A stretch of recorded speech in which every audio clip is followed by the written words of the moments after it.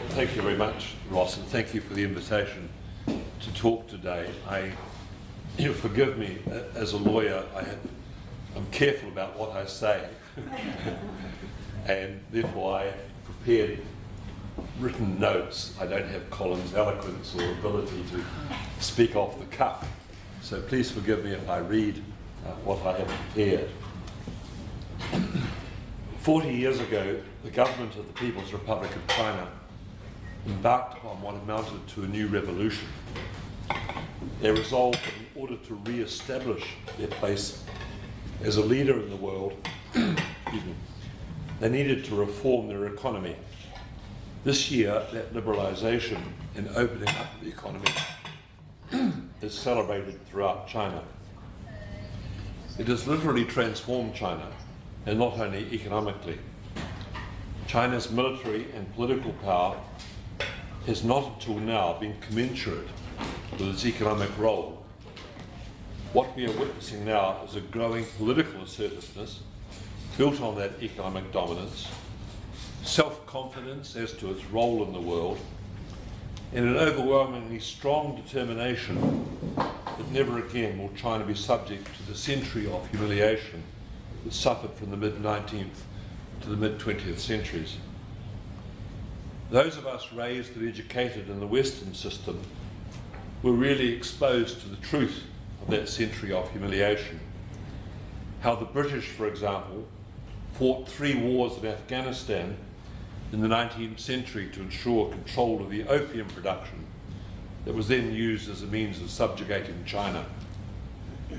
At the turn of the last century, 1 in 7 Chinese adults was addicted to heroin. Today, the British have been replaced by the Americans as the controllers of Afghanistan's heroin crop, which accounts for 93% of the world's supply, according to the United Nations Drug Administration Agency. But the policy remains unchanged. A highly lucrative cash crop that subsidises covert operations and is used as a means of destabilising unfriendly governments.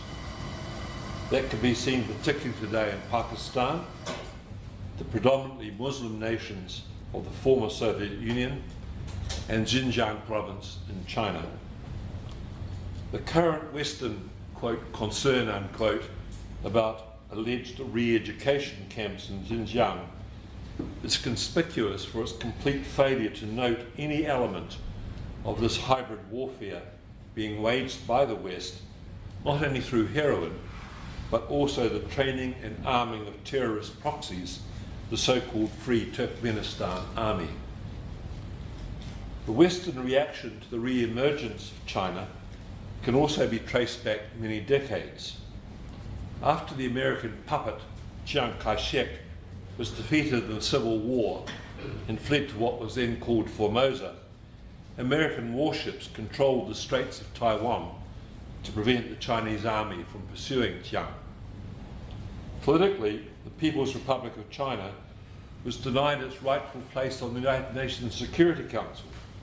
Many Western nations, including China, Australia, maintaining the fiction that Taipei was the legitimate holder of that role.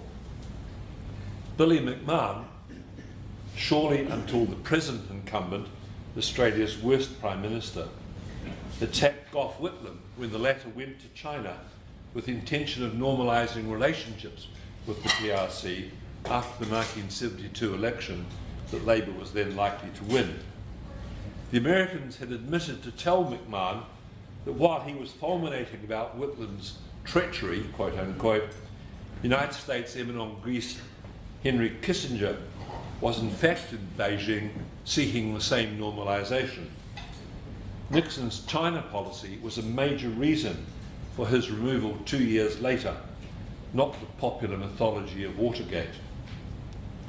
The Korean War, the destruction of the 1954 Vietnam-Geneva Peace Accords, the Vietnam War itself, the bombing of Laos and Cambodia were all part of that anti-Chinese reaction following the success of the Communist Party in the Civil War. the scaremongering of that era, including the unconstitutional attempt by the Menzies government to make the Communist Party illegal, and the witch hunts that we now call the McCarthyism era, are a vivid footnote in our recent history. Until Whitlam, Australia was a willing participant in the anti-China campaign, both rhetorically and also by its participation in both the Korean and Vietnam wars.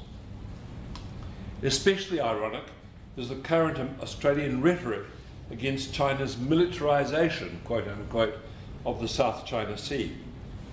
I've yet to see or hear a word in the Australian mainstream media about the United States' militarisation of China's borders.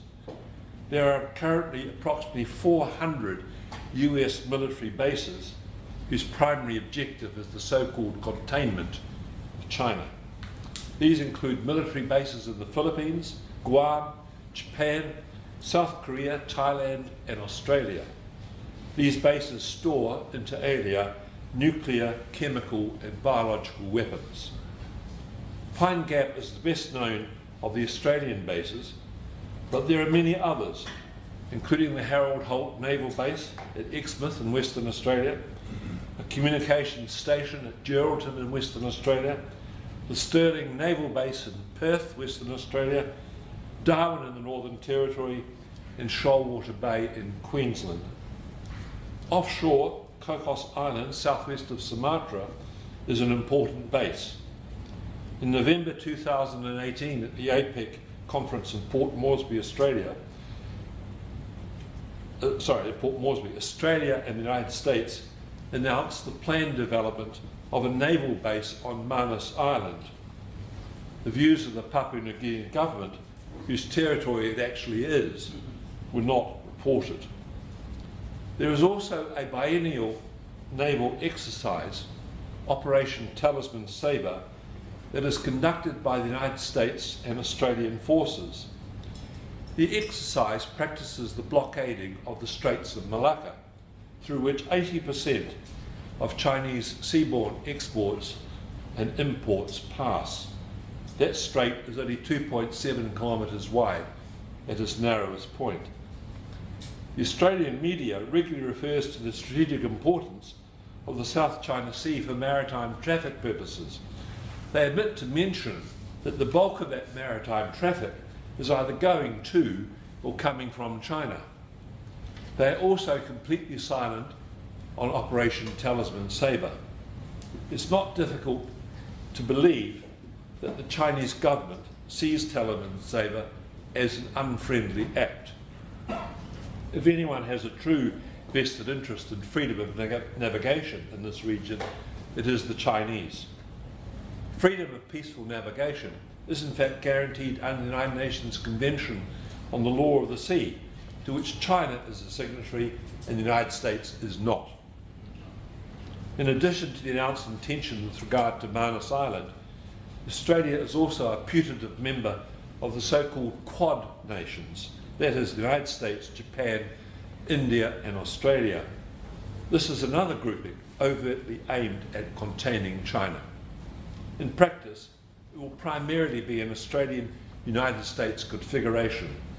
The Japanese are exhibiting wariness towards the United States, especially with Trump's trade wars and erratic foreign policy. It is more significant, in my view, that the Japanese Prime Minister recently made a visit to China, the first visit at such a level for several years, and signed a number of agreements reflecting an increasing degree of cooperation. Other initiatives include initial steps towards creating a bridge and tunnel link between the Japanese and Chinese mainland. This in itself marks a significant development in cooperation between the three Asian giants. Japan is now engaged in serious talks with Russia to sign a treaty to formally conclude World War II. The status of 4 northern islands is a key issue. The Russians will not agree to the United States having a military base on any of those islands. India has a difficult relationship with China, mainly over border issues, what it perceives as Chinese encroachment upon India's traditional sphere of influence and China's close relationship with Pakistan, manifested, for example, in the China-Pakistan Economic Corridor. The CPEC in part traverses the politically sensitive Kashmir region.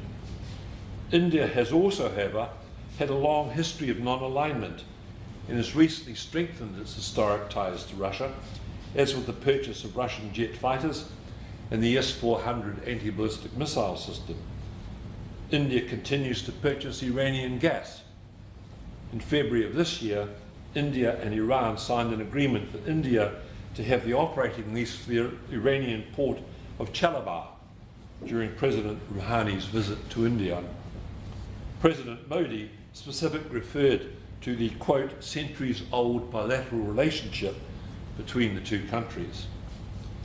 Presidents Putin and Modi recently signed a series of multi-billion-dollar deals. Importantly, those deals were denominated in rupees and rubles, which is part of a rapidly growing development away from the United States dollar. It is China and Russia's leadership in this de-dollarization that is one of the main reasons for United States hostility towards both China and Russia. The quickest and surest way to demolish the American empire is to remove the dollar as the main medium of international trade.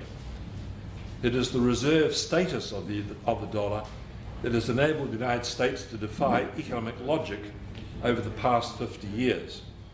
The transition away from the dollar is, in my view, likely to accelerate over the next 5 years. Another very significant geopolitical development was the formation in 2001 of the Shanghai Cooperation Organization. Originally encompassing only 6 countries, Russia, China, Kazakhstan, Kyrgyzstan, Tajikistan and Uzbekistan, its full membership was expanded to 8 in 2017 with the accession of Pakistan and India. That those two countries should both join at the same time was itself significant. In addition to those 8, there are 4 observer states, including Afghanistan and Iran, and 6 dialogue states, of which the most significant is Turkey, which this year formally applied for full membership. Turkey clearly sees its future to the east and has effectively abandoned its application to join the European Union. The SCO is part of a growing number of Eurasian organisations that are cooperating to their mutual benefit, largely outside United States influence and in the face of active US hostility and interference. These organisations include the Eurasian Economic Union, the most important member of which is Russia. There is a significant overlapping membership between many of these new organisations, all of them developing outside the traditional Western-dominated economic and political frameworks. This independence is another source of concern for the United States.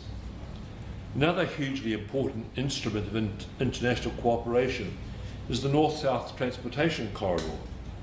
This project provides a linkage between India and Russia via Iran and Azerbaijan. Note the linkages between India and 2 of the United States' current enemies du jour. These links are being developed and strengthened, notwithstanding the unilateral and illegal sanctions being applied to both Iran and Russia.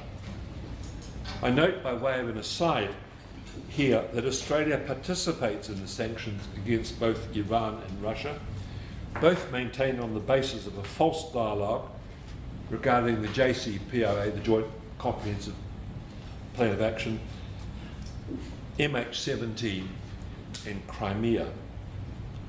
A number of other Middle Eastern states have expressed an interest in linking to the North-South Transportation Corridor, which is further indication of the country's willingness to make decisions in terms of their best interests rather than the dictates of the Americans.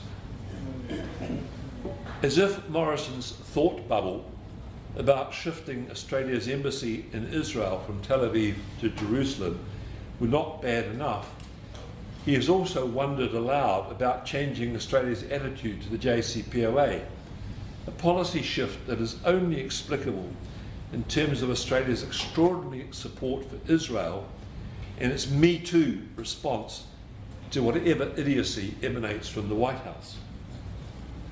By far the most important economic and geopolitical initiative in the past 5 years, however, is China's Belt and Road Initiative. This multi-trillion-dollar project now includes more than 100 countries. Its very success has created a reaction in Washington and Canberra. The latter has rediscovered its own backyard, undoubtedly in the response to the growing influence of China in the southeastern Pacific. In recent days, there have been multiple plans announced, quite openly described as a counter to Chinese influence. Had China not announced several projects in Pacific nations, it is very doubtful whether Australia would have found the inclination, let alone the money, to do other than to continue its neglect of its near neighbours. There has been a parallel propaganda barrage to portray the BRI in negative terms, making manifestly false allegations as to debt traps and malign Chinese influence on the foreign policy of these small Pacific nations. Again, nowhere does one see any discussion of the very long consequences of both IMF and World Bank imposed policies on the financial independence of the countries who have been forced to borrow from them. The real objection, I suggest, that Washington and Canberra have to the BRI is that it undermines the hegemonic role of the West has long enjoyed and which is now inevitably coming to an end. On the basis of parity purchasing power, China is now the world's largest economy by a significant margin. There are a number of sensitive measures available for comparing the successful development of an economy. One of those indicators is the proportion of countries who graduate in science, technology, engineering and maths, so-called STEM. Between 2003 and 2013, STEM graduates in China rose from 0.5 million to 3.5 million. That is by sevenfold in a decade. In Singapore, 50% of their graduates are STEM. In China, it is 41%, South Korea 32%, and Australia 16% and shrinking. Another sensitive indicator is patent applications. In 2016, there were 3 million new patent filings. 1.2 million of those were from China, only 300,000 from the United States. This effectively reverses a ratio that applied only a decade earlier. It is a statistic to bear in mind when one reads in the Western media about alleged Chinese intellectual property theft. The Speed Test Global Index produces a monthly report on internet speeds around the world. In September 2017, Singapore ranked number 1, followed by Iceland, Hong Kong, South Korea, and believe it or not, Romania. New Zealand ranked 18th, Japan 19th, and China 20. Russia was 44, and Australia continued to slide downwards to 54th position. It was number 50 as recently as June 2017. The final point I would make is that Australia's foreign and defence policy is essentially to rely upon the Americans. Morrison's protestations as to making our own foreign policy decisions in our own national interests notwithstanding. Forgive the hollow laughter. Apart from a brief period in the 1970s, that has not been true in Australia since Federation. That foreign policy subservience has been seen essentially as an insurance premium, payments being made on a policy that assumes the United States was both willing and able to come to Australia's aid in the unlikely event that it was ever attacked. That policy is sold to the public as being an integral element of the ANZUS Treaty in being able to rely upon the United States' presumed military superiority. In fact, the ANZUS Treaty is no more than an obligation to consult in accordance with each country's constitutional procedures. As to military superiority, it may have had some force in the past, although a failure to win a single war against other than essentially defenceless nations since 1945 would cast doubt even upon that assumption. They did successfully invade Grenada. Even accepting that dubious proposition of military superiority in the past, it is certainly no longer true, as Andrei Martyanov has brilliantly pointed out in his book, Losing Military Supremacy, published earlier this year. What Martyanov says of Russia is also equally true of China. The two nations, Russia and China, are now close strategic allies. That fact owing more than a little to the ill-conceived anti-Russia and anti-China hysteria of recent years.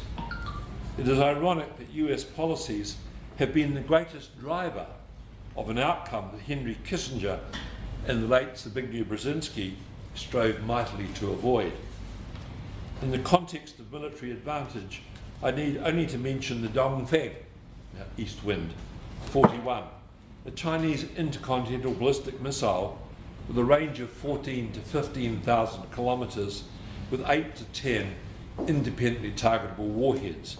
It travels at Mach 25, that is 30,626 kilometres per hour or 8.5 kilometres per second. Fired from Hainan, it would reach Canberra in approximately 15 minutes. The only possible anti-ballistic missile that might be effective is the Russian S-400. That's not part of the Australian defence system, and there is nothing in the Western Armoury that is remotely comparable to its effectiveness to the S-400. The Russians have equivalent missile systems to the Dongfeng. President Putin briefly outlined them in his address to the Russian Parliament on the 1st of March this year. The Avangard, for example, is capable of Mach 20, and it is invulnerable to any known Western missile system. Even the Americans acknowledge they have no defence to either the Russian or Chinese systems. The Dongfeng and the Avangard are only two of a very impressive armoury available for land, sea and intercontinental use. If we took Morrison at his word and actually had a foreign and defence policy that reflected Australia's national interests, it is clear that radical changes would be required. The early 21st century is a very different place from when the European and American empires reached their apogee. The centre of geopolitical gravity, and with it economic and military power, has shifted inexorably to the east. We now have what is undoubtedly a multipolar world. In fact, the West seems incapable of either understanding or accepting. It is resistance to the inevitable shift in the balance of power that currently poses, in my view, the greatest threat to peace.